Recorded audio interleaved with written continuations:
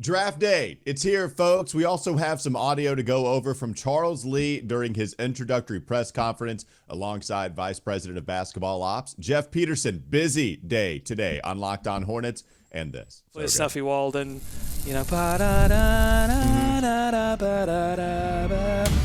are Locked On Hornets, your daily Charlotte Hornets podcast. Part of the Locked On Podcast Network, your team every day. In a minute, cuz we live.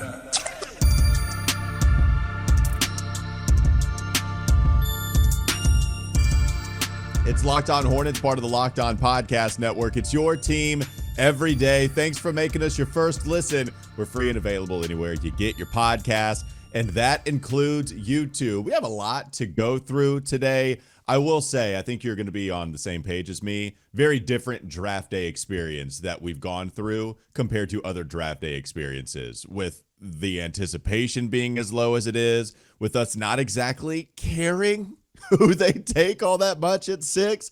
It's been a weird draft experience this go around. Well, I would say compared to last year, yeah, when you had two guys and those guys were flip-flopping and we felt strongly about one guy, yeah, I would say it's different. I care tremendously about who they take, and I think the stakes are super high. And if you want to hear me care more about that, then you should tune into our live show on YouTube tonight.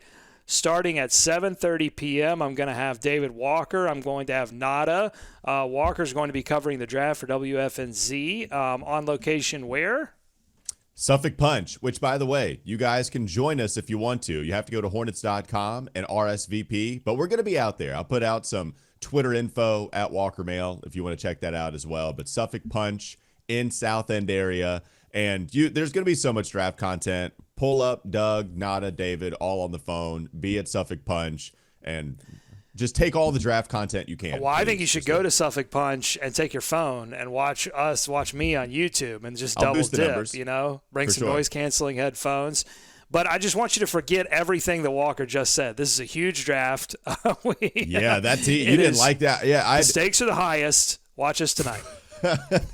I mean, I care that player becomes good. I don't know if I have a really strong opinion. And I was trying to compare this not to last year with the whole Scoot Brandon debate. I really was trying to go back because it felt like we really did care with the center draft. Jalen Duren, Mark Williams, they have 2 first-round picks. What are they going to do with that selection process? You go back before at 11, that was an interesting class where we were trying to figure out. Everybody had strong takes on a bunch of different players in 2021, not 2011, but 2021. So to me, it just felt very different this go around where it doesn't seem people care. Of course I care. I want the Hornets to do well. It only helps me cynically and emotionally. But what happens is I don't have as strong of an opinion nearly as much as I've had in previous draft classes. And it's not even close. Forget Scoot Brandon, even previous draft classes. Well, sometimes you have to fake it until you make it. So here's my suggestion. For the rest of the show, I'm just going to bring up a prospect, and you have to tell me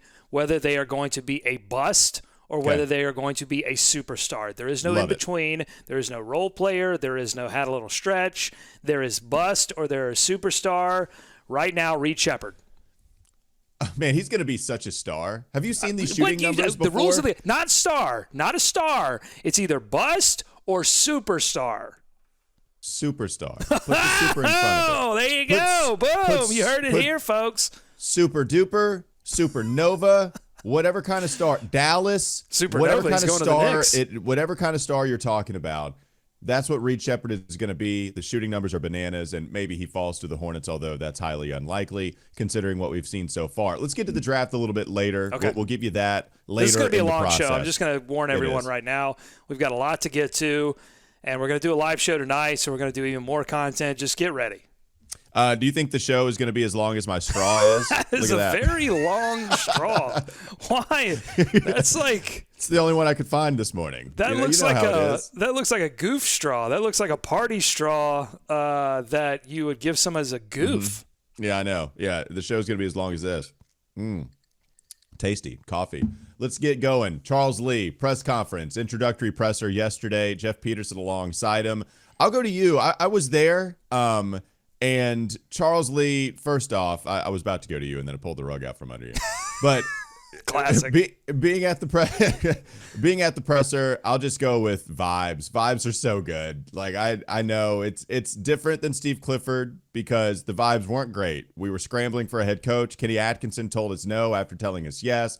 Even with James Borrego, the vibes were good then. But Mitch Kupchak, the introductory press conference, it's like the only introductory presser. You were there at that one, Doug. Yeah. It's the only introductory presser that somebody lost. The classic media saying is you win every single first press conference you have, whatever title that you gain from a franchise. Mitch Kupchak lost the introductory presser. So like vibes different. Everybody wins. Jeff Peterson, Charles Lee, extremely excited about it, thankful. It's a hard guy not to like, Doug, and I could see why he would do very well in the interview process. Yeah, from the opening presser, I'm not sure we learned a ton, but from the subsequent 1v1 interviews that he did with Kyle Bailey, that he did with Rod Boone, and that he did with Carboni, I think there were some interesting nuggets that we can get into with LaMelo Ball and Brandon Miller. But I think if you read between the lines of some of the things that he said in this press conference, it's interesting too. But just to the vibes question, I think you're right. I think everyone looked competent. I think everyone looked professional. Look, the guy showed up. He still wants to be the coach. And not only does he want to be the coach, he really talked to what the ownership group and what Jeff Peterson communicated to him in terms of providing him with the necessary things that that are going to be crucial to making this thing a winner. And the other thing is, like, he was honest. Like he's not going to come out and say like this team stinks, but he was honest about both as a team when he said this is not the same personnel as I had in Boston, when he was talking about, you know, sort of Boston defense versus what he can accomplish here early on. I think he understands that there's work to do. He understands that there are steps that have to be taken, that you're not going to immediately turn this thing into a winner, that the front office and the ownership group all have to be aligned to make this thing into a winner.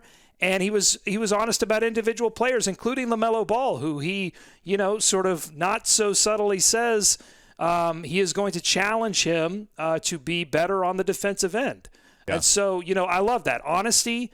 And he knows what he wants. He knows what it takes to be a winner. And that's the thing. You can't bring a coach like Charles Lee, who's just come off a championship, had a championship in Milwaukee, and not give him the tools, because he is going to immediately see, oh, this isn't how it was run in Boston. This isn't how it was run in Milwaukee when we won a championship. So that's all great to hear. Perhaps the most honest moment was when he was asked about team defense, how good it was in Boston, and how he could apply that here in Charlotte. And he said, well, the personnel is very different. That's a different roster. Yeah. And that was with the roster, by the way, most of it in support of Charles Lee, in attendance. LaMelo Ball was there, by the way. You had Brandon Miller in attendance, a bunch of the younger guys, Trey Mann, Leaky Black. So lots and lots of Hornets players there in support. Charles Lee noted that and was very thankful for that support, by the way. But with them in the room, said we don't have that personnel, which is also very honest, as you mentioned. So he knows the task at hand. And I think with somebody that's so nice, like Charles Lee, so engaging, right? There were some questions about accountability, I guess, and it was totally speculative. You're thinking about this guy not necessarily being a hard ass or anything like that. And then when we had the JJ Redick, Charles Lee debate, well, JJ seems like he could get the most out of him because he's going to be a Fleet Butte coach. Which, by the way, yes, it looks hilarious right now. It seems that the Hornets finally, the house may be de-haunted because it seems they finally dodged the headlines, because Charles Lee's not creating any bad headlines. No, he's not. JJ Redick is. He's not. Nope, he's not. But you get my point. That was kind of the debate, and it was all speculative between these two, where there's a harder personality from JJ. He's not going to put up with any BS. Charles Lee might, because he's such a nice guy. Okay, I don't believe that. If that were to be true because of Charles Lee's personality, it's going to be a lot harder to do whatever you want, essentially, with a guy trying to tell you how to play with two championship rings on his hand. So I think the winning brings him a lot of reputation. And again, it is pretty amazing. No matter where he's gone as an assistant coach, Doug, he's won at a crazy high level. There's been only a couple of teams in the past 10 years that have posted 60 wins in a regular season. And Charles Lee was on both of those staffs, with Atlanta, who didn't win a championship, and with Boston, who did this year. He also won that championship with Milwaukee. He's just seen winning basketball all across the board, and I like how he's going to take some stuff from the Bud tree and even a little bit from Joe Mazzulla, his 1 year working with him. Different schemes, different ideas, but all continuity of thought with the staff. There's a reason that the vibes are high, and I'm bringing it all in, baby. Give me all the hope in the world. Yeah, the vibes are going to continue to be high, but there will come a point, because let me set some things up. So Please do. This Hornets team that he's about to take over is going to be, unless we get some crazy draft trades tonight, which we could, and that's why you should watch our live show tonight at 7:30 p.m. on YouTube. But unless we get some crazy trades, this team is going to generally be the same team that Steve Clifford left. And Steve Clifford gave you some hints as he was out the door that not every single player on this roster is like ready to do all of the things that are necessary to play championship level basketball. And I don't think that that's necessarily going to change from then until, September or October, early October, when they take to camp. And so I think the challenge for Coach Lee is going to be, can he get everyone to buy in? And if somebody doesn't buy in, what happens? What happens to that player? What happens to their playing time? What happens to their future with the Charlotte Hornets? And that's probably going to take, a year and a half, 2 years to really figure out how all of that works. I think that I have no concerns. I don't know about you, Walker. I have no concerns that Lee's going to come in and be like a Beeline level bust. Remember when Beeline got hired by Cleveland and came in and was like making them run, fundamental drills, and the players were immediately like, okay, this guy, no. Like, I don't think that's going to happen at all. And had like this borderline racist comment pretty immediately, like that he was like, "Oh my God, I didn't mean slugs." it." No, Walker, he said slugs. Beeline said he said slugs. He meant to say slugs. Fair enough. Fair enough. I know that was the alleged thing that happened. I hope none of that happens with Charles Lee. But that's what we're saying, though, is that what we got from this press conference, if anything, was that everybody seems confident, everybody seems competent, everyone seems professional, everyone seems aligned, including the players that were there in attendance, about what's going to be necessary. It's just the next step. It's easy to be aligned at the opening press conference. It's harder to be aligned when you're at training camp or you're halfway through a season. So that's the difficulty. And I think Charles Lee has everything necessary to meet that challenge. And you know what? He mentioned that. I like acknowledging it, that he kind of understands, everything is giddy right now. Honeymoon phase through and through, but we have to have this one vision in place when things aren't all that great. And he mentioned how things are going to go poorly, and that's when we all have to stick together. Very much so preaching togetherness, and that was the word he really went with at the very beginning of the presser, and then it would be featured throughout some of his other answers. If we're going long, let's just go long. Let's extend this first segment and go down some of the comments that he had with Willie P on the Kyle Bailey show yesterday. Doug, this was after the press conference that he had with media available at the building, the Lowe's building uptown, by the way, which is really cool. But he had some interesting stuff to say with Willie P, WFNZ on the Kyle Bailey show. Why don't you take the people through those comments? So the first one was on the Hornets showing up in the Boston locker room. We all saw this video. It was Brandon Miller. It was Mark Williams. It was Grant Williams, former Celtic. And Marquise Bolden was also there in the way back. And so he was asked about those players showing up, and we had talked about it on the show a little bit too. Like, were they invited? Did Coach Lee invite them? I think we got some clarity on that via this quote from the Kyle Bailey show. He said, it was special to me, and I think that is a moment that they won't forget, which I hope it plants the seeds for when we're working in all periods of the year. And, as you're being coached, we're trying to prepare you for the toughest moments of the season.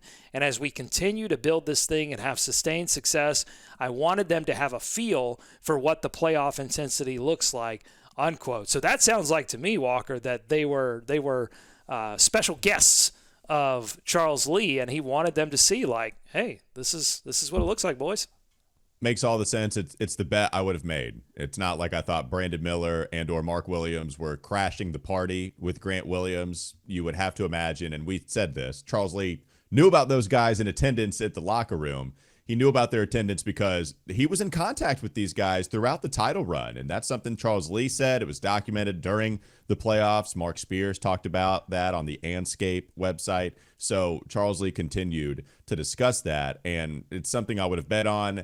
Weird also. Like, I could see it, especially with the young guys, right? If it's pretty easy sell to me. Right. Yeah, and that's true, except for Grant, I guess. But if you're talking about Mark and Brandon, who are in attendance, it's an easy sell. I want these guys to experience championship level basketball, and I want them to see the joy, the highs, and the lows.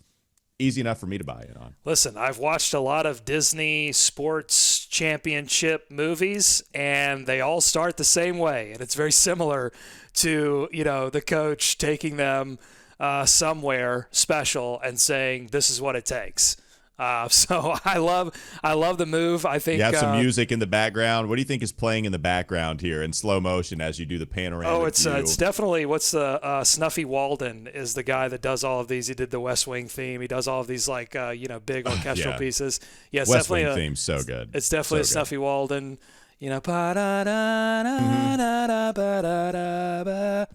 And then you have the nod. You're looking at the empty stands, maybe, or the celebrating. It has to be one or the other. Exactly. Ticker tape on the ground. Yeah. Mm-hmm. Yeah, it's beautiful.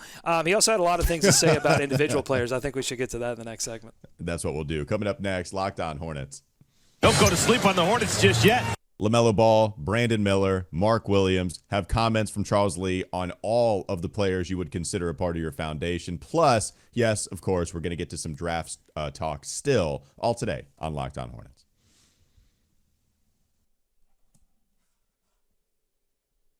I bet I know what the clip is going to be in the intro with us singing, and I like that. Just producer Walker hit me in the moment.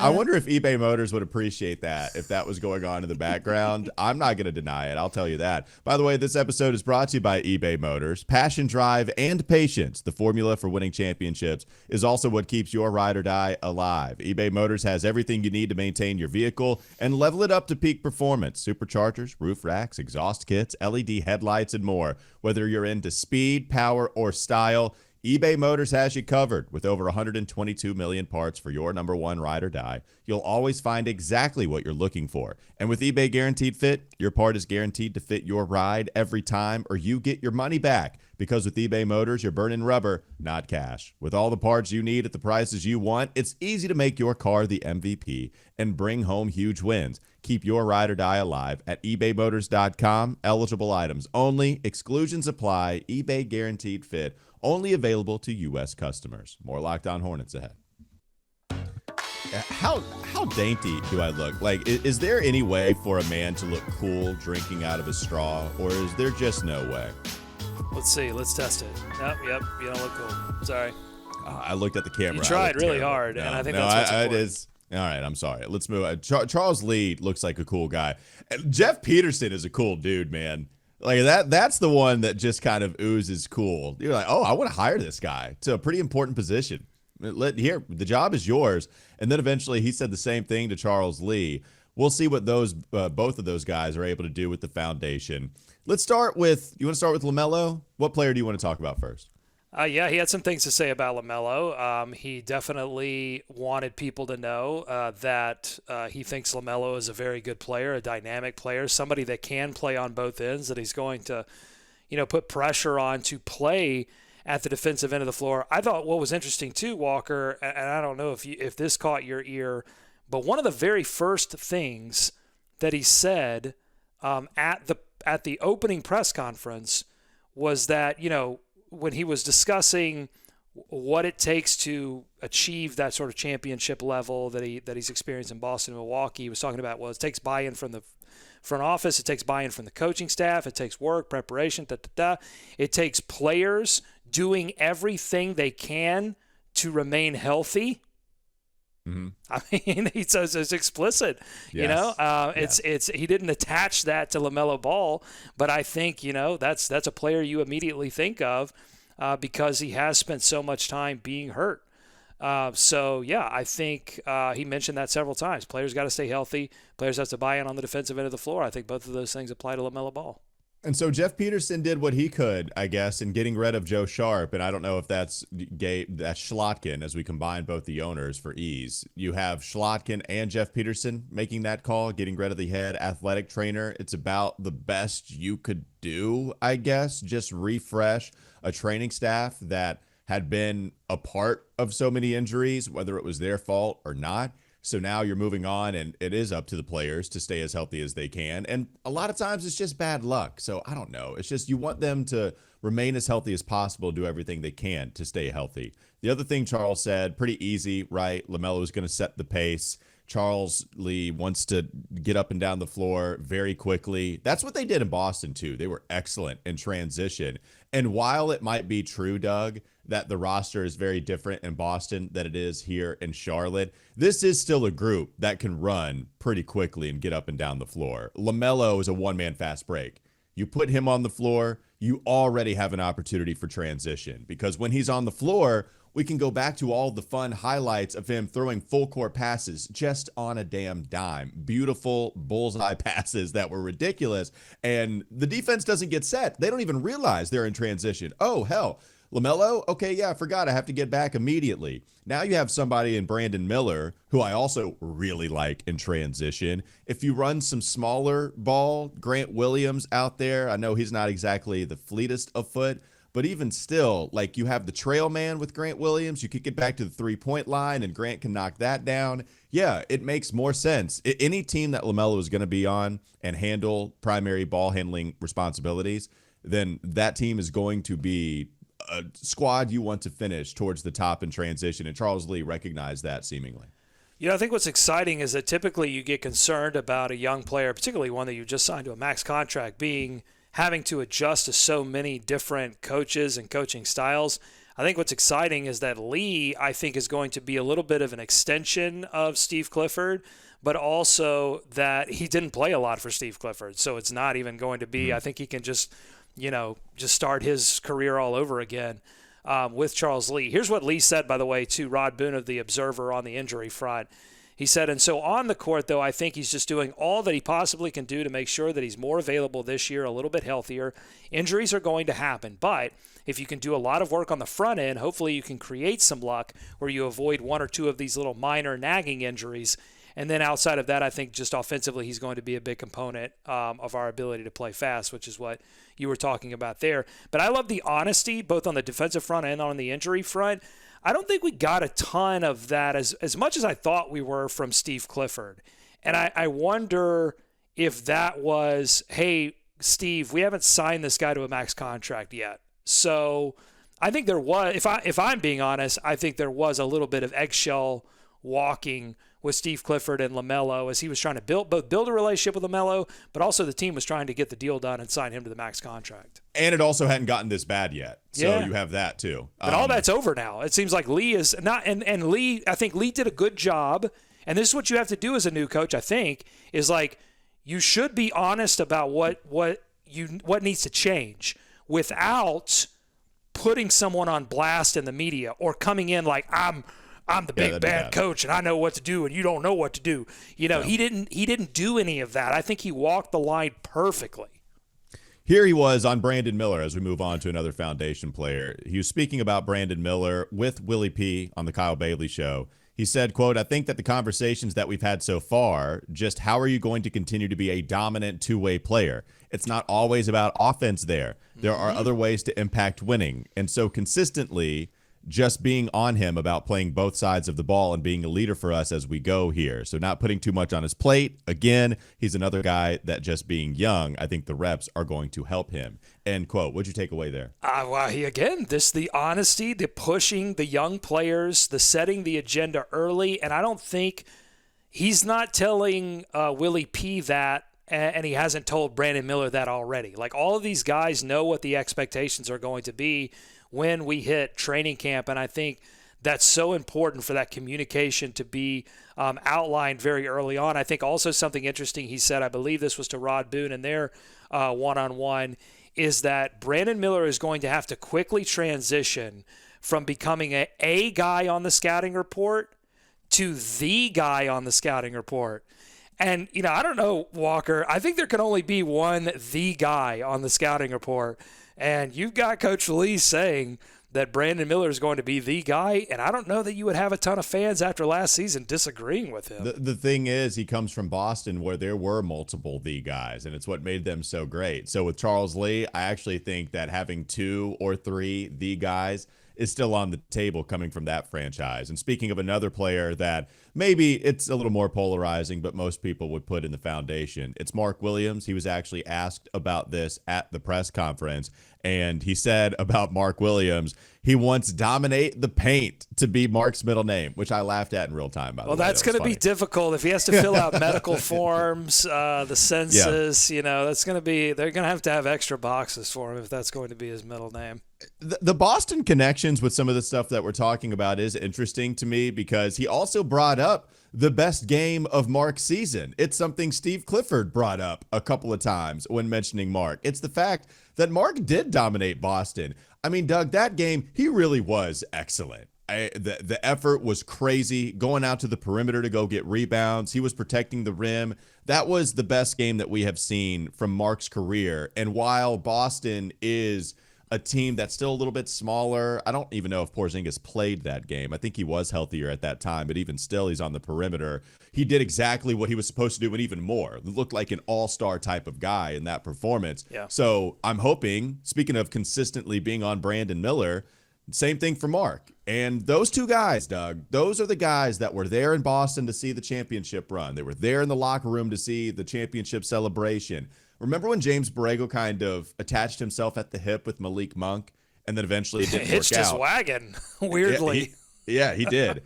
So it's not that strong, I guess. There was a lot of, hey, how do we get the most out of this talented but not producing type of first-round pick that everybody was excited about? It's not that here, but you can clearly see these 2 players matter towards the future, and Charles Lee has like a special project with each of these 2 guys on the roster. What's funny is you mentioned that when Borrego came in and said, like, this team goes as Malik goes, and then Malik didn't go. I mean, he went off the roster for a little while because of some drug stuff. Like well, and such a thing was player development, and he was really focused on that because that was what they wanted to focus on. Steve Clifford was such the quote-unquote anti-player developer. Like, this is why we bring in Borrego, so that's why he was shooting the flare, saying, yes, I'm going to improve Malik. But I think it's savvy of Coach Lee here not to hitch his wagon to anyone, to say, look, sure,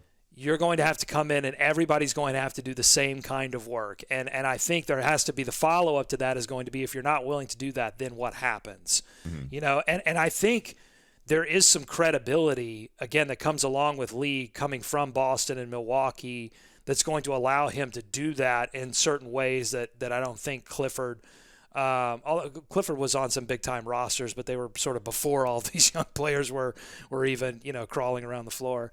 But, I think there's some added credibility there. So I think it's super important.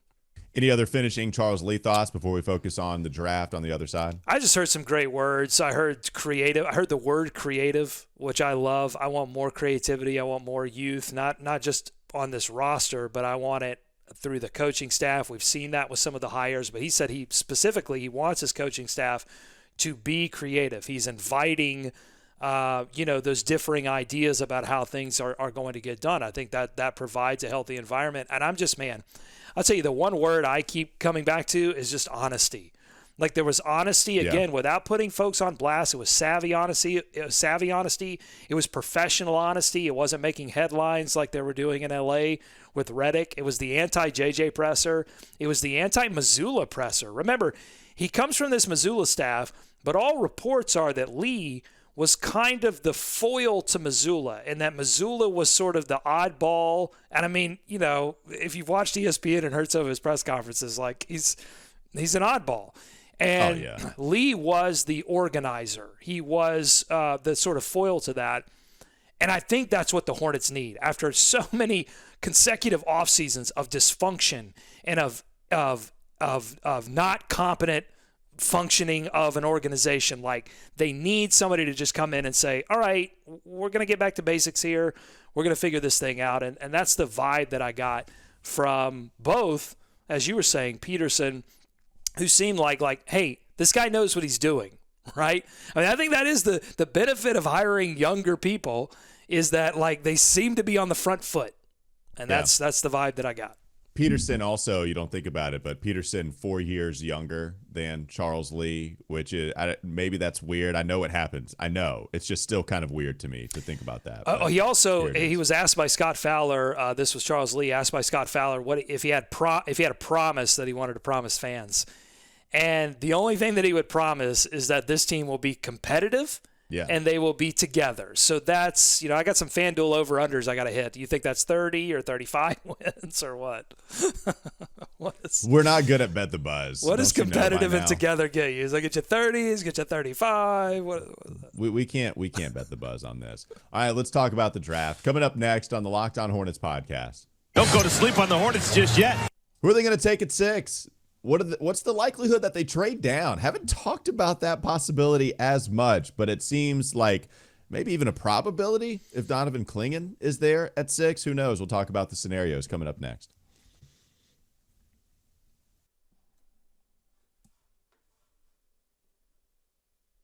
This episode is brought to you by FanDuel. Perhaps this isn't the right day to say that the sports aren't sporting as much. Oh, they're sporting, buddy. Draft. They're sporty today, but even when they're not sporting as much, even as the playoffs wind down and then we get fewer games, I guess that's true. It's not like we have a lot of games to speak of in the summer. FanDuel still lets you keep the sports going whenever you want to, and all you have to do is open up the app and then dream up bets at any time you're in the mood. This summer, FanDuel is hooking up all customers with a boost or a bonus daily. That's right. There's something for everyone, every day, all summer long. So head over to FanDuel.com/lockedon. Start making the most out of your summer. FanDuel, the official sports betting partner of Major League Baseball. We have games there. So, again, you can bet on the games there. One more segment to go, Locked On Hornets. All right, going into that break, you mentioned Donovan Clingan. So real quick, Donovan Clingan, bust or superstar? He's going to be a huge bust, man. Huge bust to match his size. All these guys want Donovan Clingan, please. You can't even shoot a three-pointer. Dude's been injured a couple times. Going to be a flat-out bust. I hope the Hornets stay far away. Don't want anything to do with him. Stephon Castle, bust or superstar? Super-duper star. Have you seen the guy's defense? Okay, I just talked about the big man not being able to shoot, but we know Stephon Castle is a great defender. He's going to take down your best offensive player every single night, daily, just like you heard in the FanDuel read. Stephon Castle, superstar. Phony Gavoni said he went to scout him and was trying to get video of him hitting 2 consecutive shots, and it took him forever to get it. And he said, that's alarming. Yeah, I'm going to go bust. If I get to pick, I'm going to go bust on Stephon Castle. Oh, man. What's funny about that is Gavoni let us in on the process. He told us, he's like, look, honestly, this is what I do for prospects. I try to wait until they make a whole bunch of shots. And he admitted it. I'm telling you, Phony Gavoni admitted it. So if Stephon Castle is so bad at shooting that he exposed Jonathan Gavoni, you're probably right. He's more of a bust than he is a booming prospect or a superstar. But there is no middle. Important to note as we go through this segment, there's no middle ground. There is no. It's either bust or it's superstar. Last one, Ron Holland. Huge bust. Superstar, Ron Holland. I think there's. Are you back? I think there's huge Hornets trade back option here if Clingan is available at 6. We know Memphis is salivating over Clingan. They probably don't want to sacrifice what it would take to get to 3 to take him, but I bet they would sacrifice a couple of future assets to go get him at 6, which would then drop the Hornets back to 9, and I think they could get Ron Holland at 9. Ron Holland, Devin Carter, I think would be the favorite trade back candidates if you move back to that spot. So if you go to 9, I'm looking at let's just lean into this. Trade back options are very real. That's picked up a lot of steam within the last week. And it's not something we talked about because Kelly Iko of The Athletic reported that the Hornets were actually pretty aggressive in shopping up to go get that number 3 overall pick. And now Houston's made some trades last night after we see Mikal Bridges get dealt. We'll get to that. Hold on. I know you got some thoughts. We'll get to that a little bit later. But if you look at the Grizzlies payroll, you trade back to that spot with the idea of taking Holland. If Connect is there, maybe. Like, Connect could fall to 9. Who knows? Brandon Clark, another draft darling of mine way back in the day. Battled injuries, impactful player when he's on the court, $12.5 million for the next 3 seasons. Maybe that's something you would like, but still undersized center. We probably need some more size there. Marcus Smart would be interesting if you wanted to pair him with LaMelo. 30-year-old, sure. $20 million, $21 million. Would help you set a culture, player familiar with Lee. Yeah. Oh, you're starting to make a lot of sense, buddy. Yeah, Marcus Smart, that would be somebody that I would certainly inquire about. Looking at some other guys, they're not going to get rid of Desmond Bain, John Moran, Jaren Jackson are all going to be on their team. Like, there's a Luke Kennard making $14 million, but it's a team option. No, thank you. So shooting, that would be the thing there. Vince Williams, I can't imagine they'd get rid of because he seems like a player at $2 million. Smart and Clark, those are the guys. That would be if they got interesting Clark, to me. you would lose it. I'd have to call. I'd have to. I used to. I'd have to tell you. I'd have to get you off the radio for just a second to get your reaction on the live show if that's what happened. But honestly, to me, and I think the trade back scenario would be my favorite scenario. Totally agree. Particularly if it was with Memphis, because you would settle back into an area where I think there are some good defensive prospects that you would take. Plus, you would get an asset out of that. And look. If the Mikal Bridges, if you haven't heard the news already, Mikal Bridges went for 5 first-round picks, 4 of them unprotected from the Knicks, and 1 of them a protected first-rounder from Milwaukee, plus a pick swap, plus a second-round pick. All of those assets to go and get Mikal Bridges, who's never made an all-star game. It's why we keep yapping about asset acquisition, because the price keeps getting inflated, folks. It's not just the grocery store. It's not just the eggs. It's not just the milk. It's the Mikal Bridges as well. Inflation is hitting everything. And if you want to improve this team at some point in the future, not tomorrow, but at some point in the future, you've got to, as an organization, be focused on continuing to acquire assets. And an easy way to do that is to drop 3 spots for a team that wants a player. Now, there's some sort of prerequisites, like Klingen's got to fall. But if that opportunity presents itself, I think the Hornets really should think long and hard about just how much they want, like a Dalton Connect. Reed Shepherd is the only name I'm like throwing all that out the window for. If Reed's available at 6, or if they can go get Reed at 3 for some reasonable price, that's a guy I think that actually does like have superstar potential. What about Castle, Doug? Like, if Castle is the one to me that seems the most realistic that could be there. He is in the middle of all of the possibilities. Yeah. Possibility of being there, being a guy that the Hornets like. If you trade back, you'd be out of Stephon Castle range. If you wanted to take him, you'd have to there. What about Castle? Is he in the same category as Reed for you? I just think Castle has more of a probability of being like a mid to low level role player than Reed does, than a couple of these prospects do, honestly. I think Connect has more, if you're just talking about probabilities, I think Connect has more of a probability of becoming a sort of Bogdanovichian level role player than Castle does. And so, yeah, I'm a little scared by Castle now. Again, if there's no opportunity to move back, and Castle is sitting there, and Connect is sitting there, and they want to take Castle because they like the high-end, upside of Castle, I'm fine with that. But if that opportunity is there to move back and acquire assets, I just think you do that in this draft. Yeah, I think I like that scenario the best, too. By the way, with Charles Lee talking about all these players, he was sure to bring up defense with every single one. LaMelo, Brandon, Mark. So if Charles has anything to do with it, which I actually don't think he does with the draft, I don't think they're listening to him really at all. No. Yeah, that's the kind of vibe I got too. He was looking at him with analytics. Charles, oh my God, that question. I was trying to stay away from the media critiques. But that question, I'm sorry, like, what are we in 2014? Why are we asking about analytics? The war has already been won, okay? Analytics is all over the game, whether you like it or not. It's just like we only had a limited amount of time in that first press conference to ask questions, and we're asking a coach about analytics. And it's pretty obvious that, like, analytics runs through what Boston does, it's just like it's one of those, and this is Skyler, by the way. So Skyler's a good dude. We asked the question. It's fine, but it's just an absurd question. So you got the blueprint answer of it's going to have a part, but it's not everything. I think probably 95% of coaches, GMs would say that analytics are an important tool, but it can't be the only thing. And I think we'd probably get that answer more often than not, like, again, 95% of the time. So that's what we got from Charles Lee. And I was a part of the media yesterday, so you can clown me. I didn't ask a question, though. Like, that just didn't happen. So a little bit of miscommunication, but we'll move on from that.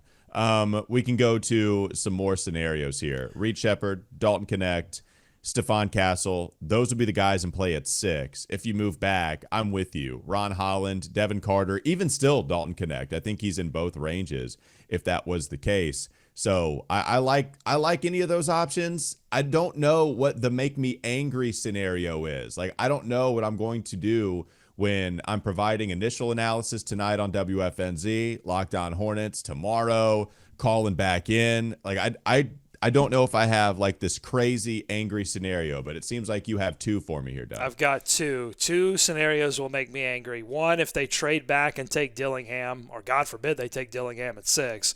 Like, that would be a scenario where you go, wait a minute, are they really aligned with Coach Lee? Like, if they take Connect, like, Connect has the ability, I think, to upgrade his defense enough under the right situation to be fine. Well, he's bigger. He's just flat out bigger. He's his size, yeah. So you're giving him size and somebody that and would help them in rebounding, by the way. We don't talk enough about Connect's rebounding ability, but the Hornets were not a great rebounding team, and he's challenging, by the way. Lee was challenging Mark Williams to be, a better defensive rebounder, because you said, and you're right, that Mark Williams played one of his best games against Boston, and Charles Lee got to see that.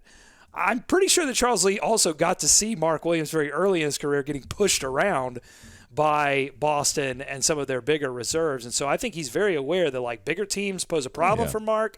Smaller teams, he's able to expose that. So I think that would be one nightmare scenario, is going Dillingham. The other scenario that would make me angry is if they trade up for Reed and they sacrifice significant assets. So a first round. I'm with you on that. Like a future first round pick. I mean, any scenario with Houston probably has to involve a sign and trade with Miles, or something like that, or maybe some young players that, like a Trey Mann or a Nick Smith Jr. What we were trying to give to the Nets and they wouldn't take it in our Locked On NBA mock draft. So those would be my 2 angry scenarios. Okay, rapid fire as we end. Chances Miles Bridges gets traded tonight. 75%. Oh, you think it's happening? You think, yeah. Well, they've already talked about it. If we had never heard a peep about them trying to move Bridges, then I think it would be much lower. But I think it's high because it's one of the few things it's one of the few things available to you to use that doesn't really hurt you long term. My second question also pertains to Miles Bridges. You're right. More picks are needed more than ever to go after the stars, even non-all-stars, but high-level starters. Are we trading Miles Bridges for too low in some of the combos that we've had? Some people think so. Some people really liked that Houston idea trade. If Mikal is going for everything he did, we're only a couple of years removed from the Rudy Gobert trade. If more picks are needed than ever to go after some of these guys, could Miles Bridges bring back, what, 2 first? Is that something crazy? It sounds like you think I'm crazy. Well, he could have at some point in the past, but not now. Like, the reason Mikal Bridges got that many picks, well, number one, it's the Knicks, and they love mortgaging their future. They love tricking people into thinking they're not going to do that, and then all of a sudden doing that. So they found the right partner. But also, it's not only that Mikal Bridges offers the Knicks something that they need. It's that he also fits with all those other Villanova players. There's going to be immediate relationships that are there. But also, and this is, I think, the most important thing, is the contract situation. That he only has 2 years left on the deal, that it's under $25 million, that it's easily tradable. If everything goes to bleep in Nick land, then they can move that deal easily. With Bridges, it's for the Hornets, it's an entirely different scenario in that he's not even under contract. Like, there's no leverage. Miles can walk. So, and like you're going with and I know the difference between the two for sure. It's the fact that the Knicks traded. We were having a discussion, Doug, of whether it was too much to give up 3 first-round picks, and if they were asking for Mark on top of that, then we say hell no. Okay, I know the difference between the two players. Yeah. Mikal got 5 firsts, another swap, and a second because of everything. So are we saying that the Mikal situation, which this is a fair question in my opinion, is the Mikal situation 4 picks and swaps better than what you have with Miles? That's my question. Better than what you have for Miles in what sense? In trading him for 2 first, like I'm asking if Miles could get back. He would get back a first because you're swapping and moving up third. I guess you would get a pick swap there. So, like, could you get a first on top of moving up? That's my question. Like, what is the ceiling value for Miles, given what we've seen some of these other fringe all-stars to solid players to all-stars, given what it takes to get those guys? What's the ceiling value for Miles Bridges? Well, I think this deal doesn't hurt. I think this deal does raise the ceiling because their stats are somewhat complementary, and neither have made an all-star game. So, now Mikal doesn't have the off-the-court baggage. There's not as much risk there. And again, and as you pointed out, I don't know how much teams care about it. You're right. No, but I bet teams probably don't care about it if they get the deal done. But I bet they would use it as means to not guarantee deal years. Yeah. Or something. I mean, I think there's all kinds of stuff that kind of goes into how you're negotiating these deals. So, I think it's certainly very interesting. I think again, if Miles was under contract with the Hornets, then we'd be having an entirely different conversation. It's hard. The answer is that it's hard different. to gauge. The answer is that it's really hard to gauge what the ceiling return is. I don't know either, but they're going to have to figure that out, and maybe 75% chance. So quickly, but because I'm not going to have you tonight. So I want to enjoy this with you though. Is this Locked On NBA mock draft that we've talked a lot about? And in that draft, we ended up taking Stephon Castle. And we tried to do a deal for Mikal Bridges. And here's the deal that we offered the Locked On Nets podcast, okay? We offered him Trey Mann, Nick Smith Jr., Davis Bertans, 2 unprotected first-round picks from the Charlotte Hornets, and a lightly protected Mavs first-round pick. Mikal Bridges actually got traded in this mock draft before he got traded in the real world. Like what, an hour before? Am I right about that? No, I don't know. I don't know when exactly this happened. Okay. I think it was probably a day before. Oh, okay. We just saw it later. I contacted the Locked On Nets podcast about the trade to be like, what the hell?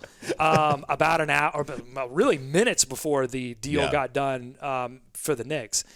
So here's the deal that actually won Mikal Bridges in our mock draft.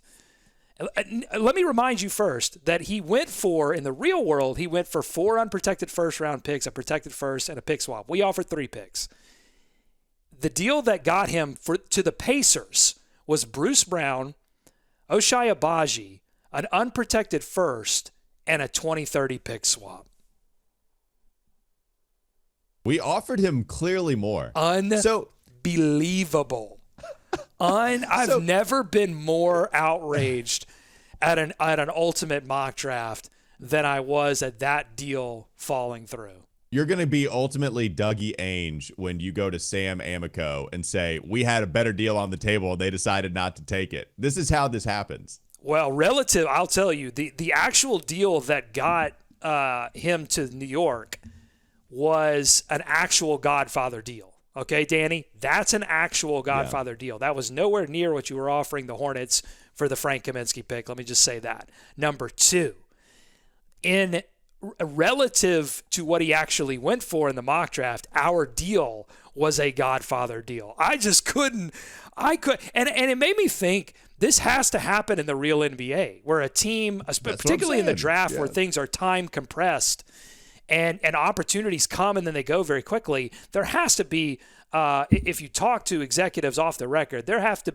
history has to be littered with this kind of thing where a team offered something big, they rejected it thinking they could get something bigger, and ended up having to take something way less. Yeah, let's stick with Boston. Bill Simmons was just talking about how this happened when Boston was looking to trade for Paul George, offered the Pacers something. Pacers decided no, they weren't going to take it, and instead traded with DeMontis Sabonis and Oladipo, and Paul George is eventually a member of the Thunder, where Boston was mad because they felt like their offer was better, and they gave up in that reported deal, which Bill Simmons is going to know about the NBA and the Celtics. Apparently, in a proposed deal there, it would have been one of the picks that landed Jason Tatum or Jaylen Brown. Like, one of those guys would have been an Indiana Pacers. So, yes, Boston, it worked out kind of for the Pacers and the Celtics in some ways. But, yes, you're right. That does happen, and it happened in our own little world where they decided he wanted young talent. He really was pressing on that one young player already established, and Abaji was it. I'm surprised, man. I'm with you. Well, what's interesting is I think people approach these mock drafts very differently. Like, I think you and I have always approached the mock draft from the perspective of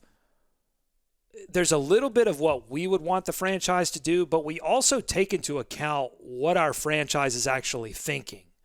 You know what I'm saying? Like, yeah. if we know, because you and I pay attention to what the Hornets are doing and what they're thinking, and so we can take that intel and say, all right, the Hornets are trying to get better. They're not going to mortgage their entire future, but I think they would be willing to listen, you know, if the right deal came along. Like, I was not going to offer 4 unprotected first and a 5th first round pick. Like, we that were was going to absurd. give up Mark.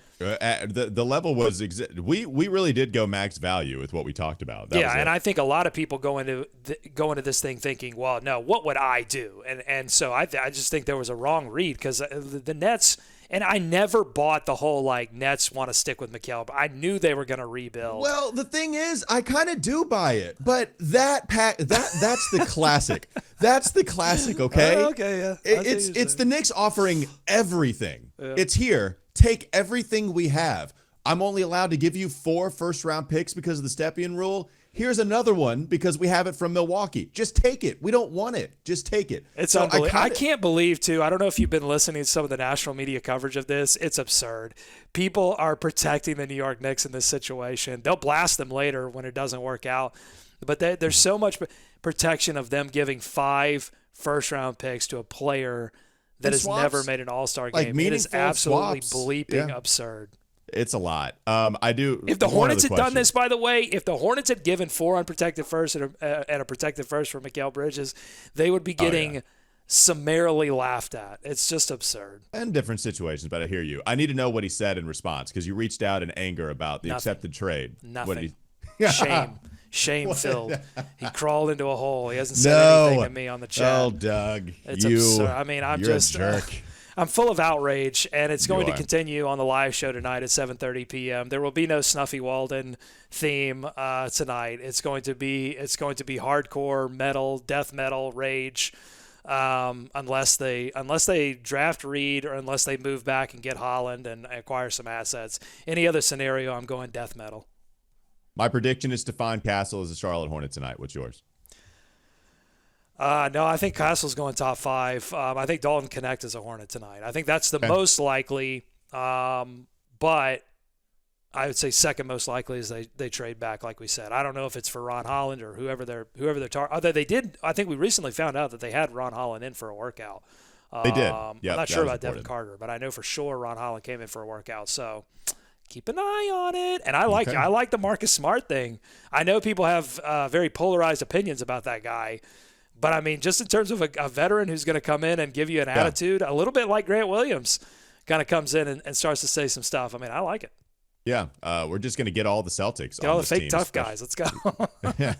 Charles Lee coaching him too. Yeah, man, we're going to have that. All right, that'll do it. I guess he didn't. My bad. That'll do it for Locked On Hornets on a draft day. Yeah, Doug, play us out here. We appreciate you making us your first listen. We're free and available anywhere you get your pods. Doug's on Substack, everyhornetsboxscore.com. I'm on WFNZ every weekday from 12 to 3 p.m. Real quickly, Doug's going to have to keep doing it because I'm going to promote some stuff. Live Locked On Hornets draft show. Doug is going to be hosting it. Nada's going to stop by. David Walker also going to be hopping on. And if you're out and about and you want some camaraderie during the draft, come to Suffolk Punch. I'm going to be hosting with Cardi B, Paul B and Cardi, and Jeff Rickard's going to be out there. And make sure you tune into our Twitters, Doug Branson, LOH, and Walker Mail. See you tomorrow. We'll talk about the Hornets' newest player.